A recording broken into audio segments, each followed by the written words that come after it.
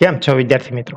આજે આ વિડીયોમાં આપણે સ્ટાન્ડર્ડ 7થના ઇંગ્લિશ સબ્જેક્ટમાં યુનિટ 1 વોટરમાં લેંગ્વેજ ફંક્શન વિભાગ જે આપ્યો છે તો તેને blanks, match A with B, sentence મેકિંગનું સોલ્યુશન કરવાના છીએ અને સાથે સાથે અમુક નવા વર્ડ્સ પણ શીખવાના છીએ. હવે આપણે એક્સરસાઇઝ શરૂ કરીએ તે પહેલા એન્ડ, બટ, ઓર, બીકોઝ અને સો તેનો સાદી સમજૂતી મેળવી લઈએ. તો પહેલું આપેલું છે એન્ડ, જેનો અર્થ થાય અને. હવે જ્યારે બે શબ્દો અથવા વાક્યોને જોડવા હોય ત્યારે એન્ડ વાપરીએ છીએ. આ બંને જે છે એ સમાન અર્થમાં વપરાયેલા હોવા જોઈએ તો આપણે એન્ડથી જોડી શકીએ છીએ. દાખલા તરીકે Ravi and Riya are friends. I have a pen and a pencil. તો અહીં આપણે એન્ડ દ્વારા વાક્યો જોડ્યા છે. બીજું છે બટ. બટનો અર્થ થાય પણ અથવા પરંતુ. જ્યારે બે વાતો એકબીજાથી અલગ અથવા વિરોધી હોય ત્યારે બટ વાપરીએ છીએ. સેન્ટેન્સ જોઈએ. આઈ એમ પુઅર બટ હેપી. તો અહીં બે સેન્ટેન્સ છે. કયા કયા બે સેન્ટેન્સ છે? કે આઈ એમ પુઅર.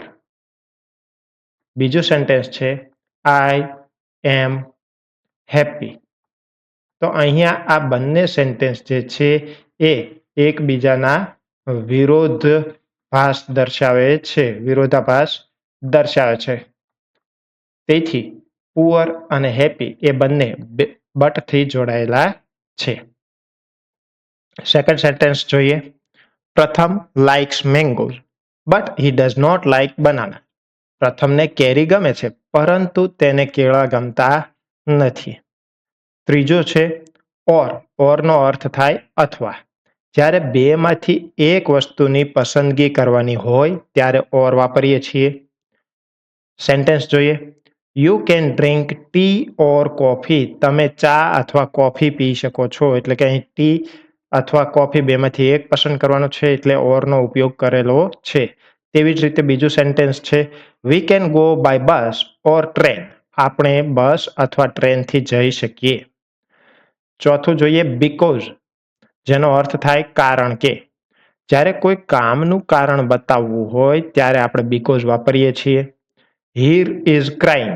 હીર રડી રહી છે. તો અહીં કારણ છે શી ઇઝ હર્ટ. કારણ કે તેને વાગ્યું છે. તો એ બંને સેન્ટેન્સ જે છે એ બીકોઝથી જોડાયેલા છે. Second, I am happy because I won the game. હું ખુશ છું કારણ કે હું રમત જીતી ગયો છું. ફિફ્થ છે સો, જેનો અર્થ થાય છે તેથી એટલે. કોઈ કારણ કે પરિણામ બતાવવા માટે સો વપરાય છે. જો અહીંયા ઉદાહરણ જોઈએ તો Neha was ill so she did not go to school. Neha બીમાર હતી સો એટલે તેથી તે શાળાએ ગઈ નહીં. Second example, it was raining so we stayed at home. વરસાદ પડી રહ્યો હતો એટલે અમે ઘરે રહ્યા.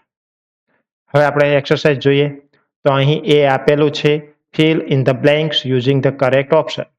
અહીં ઓપ્શન આપેલા છે and, but, or, because, otherwise, so. તેનો યુઝ કરીને આપણે બ્લેન્ક્સ ફિલઅપ કરવાની છે. તો ફર્સ્ટ આપેલો છે શી ઇઝ ટાયર્ડ. તે થાકી ગઈ છે. શી ફિનિશ્ડ ઓલ હર હોમવર્ક. તેણે હોમવર્ક પૂરું કર્યું. થાકી ગઈ છે છતાં તેણે હોમવર્ક પૂરું કર્યું છે. તો તે અહીં આપણે મૂકીશું બટ, કારણ કે બંને વિરોધાભાસ છે. સેકન્ડ છે would you like tea coffee. તો અહીં બેમાંથી એક વસ્તુ પસંદ કરવાની છે તો ત્યાં આપણે લઈશું ઓર. થર્ડ છે હી વર્ક હાર્ડ. તેણે સખત મહેનત કરી. હી પાસ ધ એક્ઝામ. તે પરીક્ષામાં પાસ થયો. તો અહીં પરિણામ દર્શાવે છે એટલા માટે અહીં સો મૂકીશું. તો he work hard so he pass the exam. તેણે સખત મહેનત કરી તેથી તે પાસ થયો. I didn't go to school. હું શાળાએ ગયો નહીં. I was sick. તો અહીં કારણ દર્શાવ્યું છે. તો પહેલા પરિણામ છે અને પછી કારણ છે તો ત્યાં ખાલી જગ્યામાં આપણે બીકોઝ મૂકશું. પાંચમું આપેલું છે હી ટુક અ સ્ટિક. તેણે લાકડી લીધી. Started walking. તો અહીં એન્ડ આવશે. He took a stick and started walking. તેણે લાકડી લીધી અને ચાલવાનું શરૂ કર્યું. A અને B ને મેચ કરવાના છે. તો ફર્સ્ટ આપેલો છે I went to the market and bought some books. હું માર્કેટ ગયો અને અમુક બુક્સ ખરીદી. સેકન્ડ સેન્ટેન્સ છે I did not score well, but I am happy. મેં સારા એવા ગુણ પ્રાપ્ત કર્યા નથી, પરંતુ હું ખુશ છું. થર્ડ સેન્ટેન્સ છે He has lost his toy, so he is crying. તેણે તેનું રમકડું ખોઈ નાખ્યું, તેથી તે રડી રહ્યો છે. ફોર્થ છે Would you like tea or coffee? તમને ચા ફાવશે કે કોફી? અહીં he slept early, so because he is not well. Make sentences. હવે આપણે વાક્યો પૂરા કરવાના છે.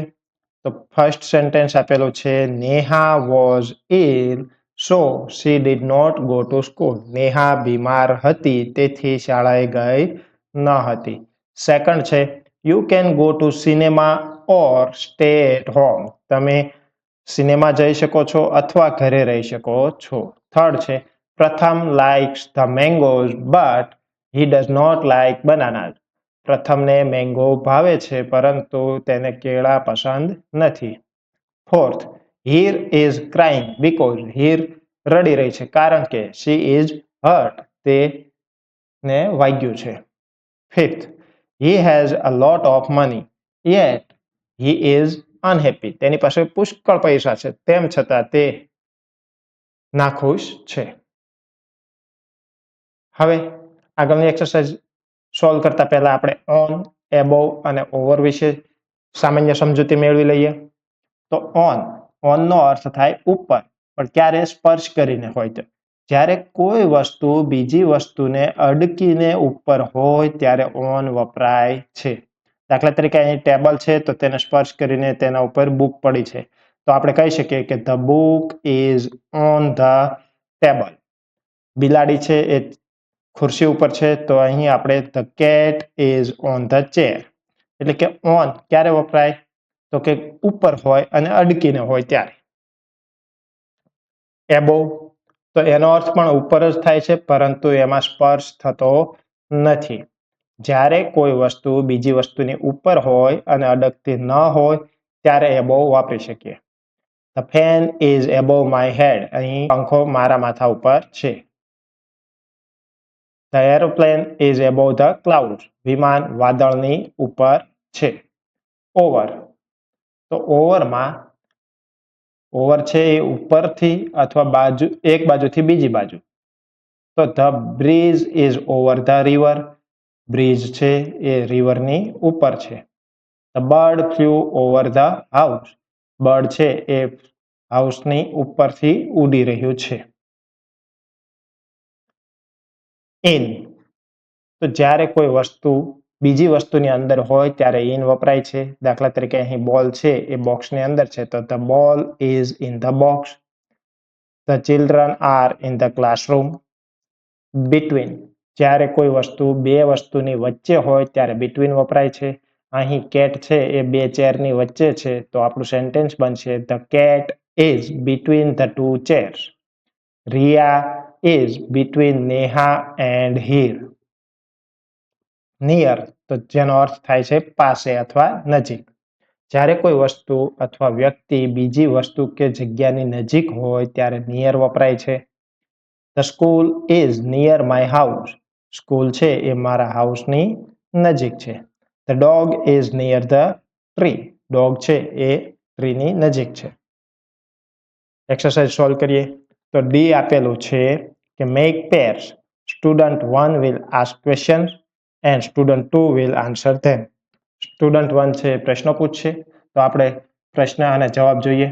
તો student 1 says where is the hat. Where is the hat, તો આન્સર થશે the hat is on the table. Second question where is the doll. Doll ક્યાં છે? તો આન્સર થશે the doll is on the chair. Third question છે where is the pencil. Pencil. તો answer થશે the pencil is in the box. Where is the watch? Where is the watch? The watch is under the table. Where is the bat? તો answer થશે the bat is on the chair. Where is the clock? The clock is above the cupboard. Correct the sentence. Sentence અહીં ખોટા આપ્યા છે જેને આપણે સાચા કરવાના છે. તો my nose in my eyes. તો સાચું સેન્ટેન્સ થશે my nose is between my eyes. મારું નાક મારી આંખોની વચ્ચે છે. My teeth are on my mouth. તો કરેક્ટ સેન્ટેન્સ થશે my teeth are in my mouth.